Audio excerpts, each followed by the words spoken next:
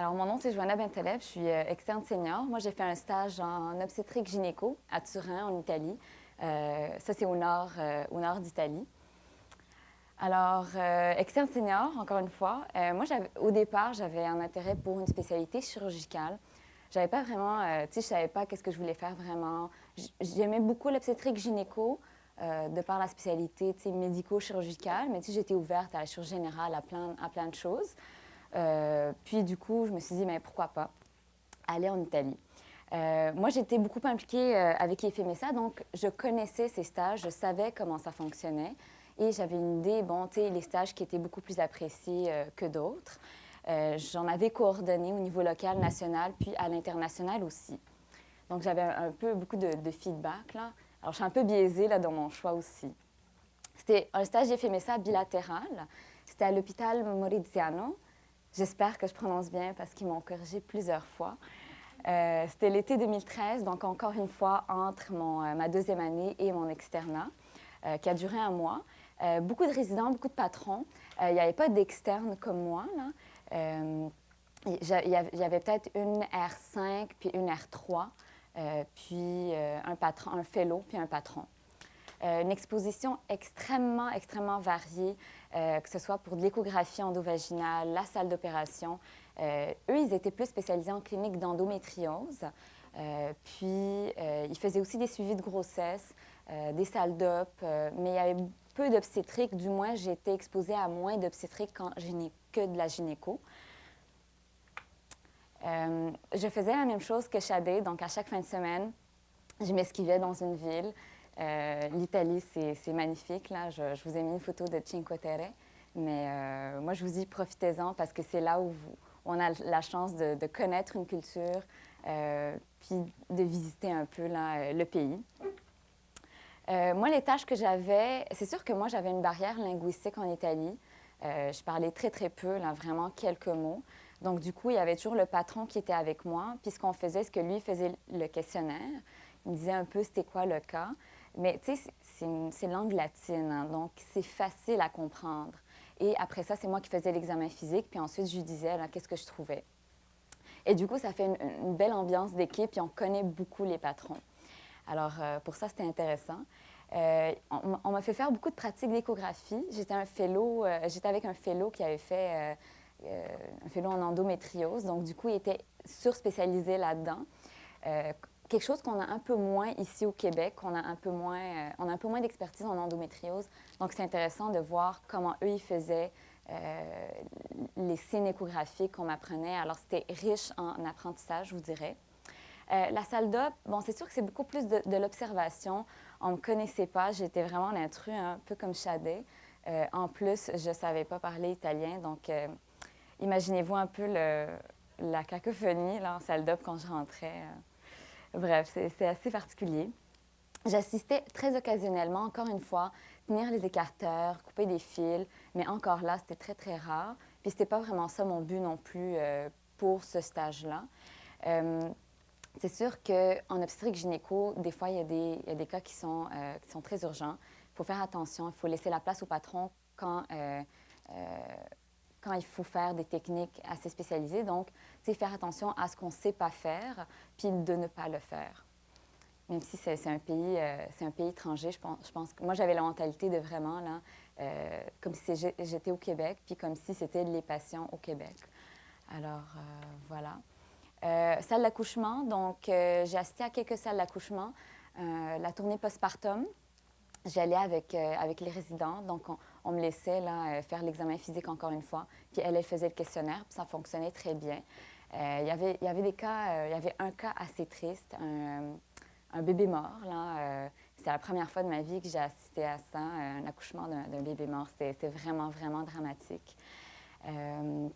Mais sinon, ça se passait très bien. Encore une fois, connaître ses limites, c'est très important, surtout en obstétrique. Surtout quand il y a des cas un peu plus délicats. On essaie de laisser place aux résidents dans ce cas-là. Sur le plan professionnel, moi, je l'ai fait créditer au CARMS. Donc, j'ai payé les crédits, mais j'ai aussi fait faire une évaluation à mon patron, puis à la résidente. Donc, du coup, c'est quelque chose que j'ai fait, que j'ai mis dans mon dossier. Puis, je peux vous dire, ça a fait un plus. Il y a plusieurs patrons qui m'en ont parlé, surtout des patrons qui veulent faire avancer l'endométriose, par exemple, ici au Québec. Donc, du coup, c'était un sujet d'entrevue des fois, mais aussi un sujet là, durant le stage.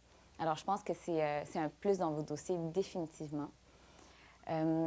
C'est sûr que ça donne du réseautage. Jusqu'à maintenant, je suis encore en contact avec plusieurs patrons en gynéco, que ce soit par Facebook, par email.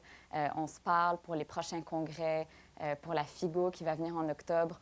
Donc, du coup, ça fait un réseautage à l'international, puis ça, c'est extrêmement riche.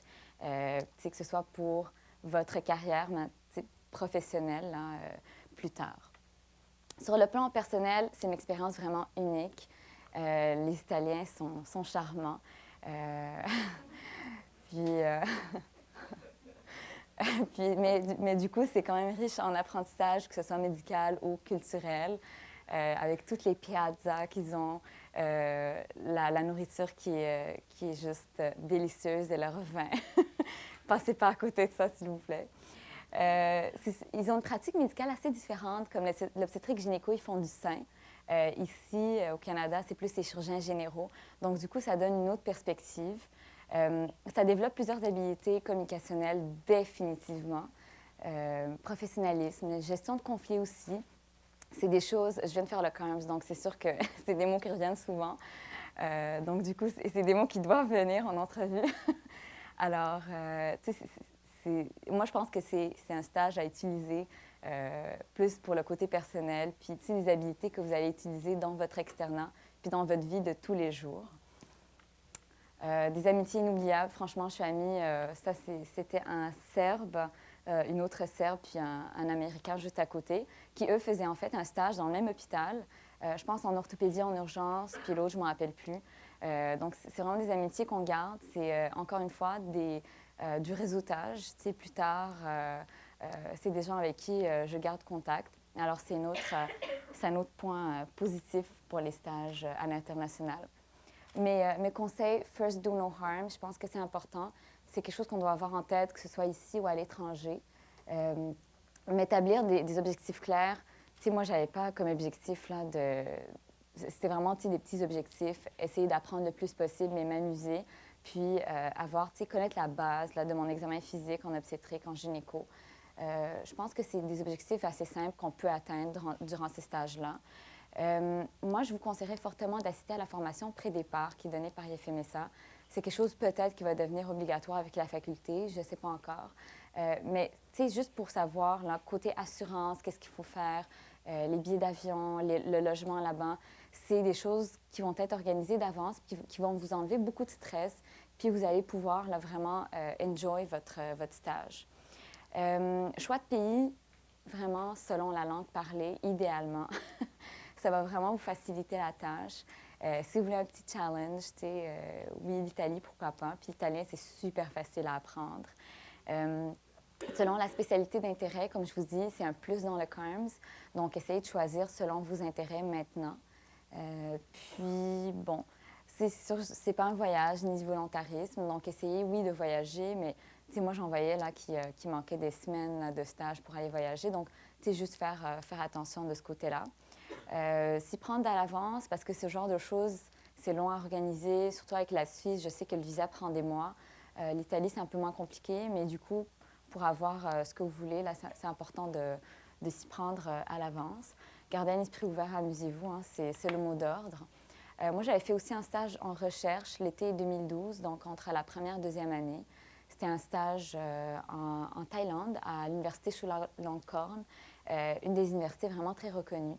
C'était un stage là, dans le département d'anatomie, mais plutôt en neurologie. C'était vraiment de la science fondamentale. Là, je pipetais là, toute la journée. Mais du coup, c'est quelque chose qu'on apprend un peu moins durant notre préclinique. Donc, ça serait peut-être intéressant de le faire à l'étranger. Ça apporte une chose de plus. Puis du coup, il y a un article scientifique qui a été écrit qui est en révision maintenant pour une publication, ce qui est encore une fois un plus pour le CARMS. Si vous avez des questions, n'hésitez pas à m'écrire. Puis IFMSA aussi est toujours là pour vous. Du coup, c'est ça. Finalement, mon stage a été utile au point que j'ai été acceptée en obstétrique gynéco à l'UDM. Donc du coup, ça a été bien utile. Donc voilà.